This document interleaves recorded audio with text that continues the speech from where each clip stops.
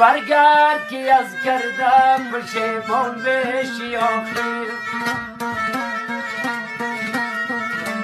برگرد که از کردم پشیمان بشی آخر معتاد به عشق منی ایران بشی آخر پشیمان بشی آخر معتاد به عشق منی ایران بشی آخر پشیمان بشی آخر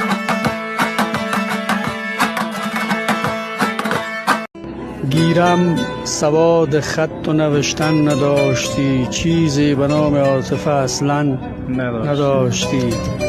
یک قریه را به خاطر تو دوست داشتم، یک قریه را به خاطر تو دوست داشتم. قدر مرا برابر سوزن نداشتی.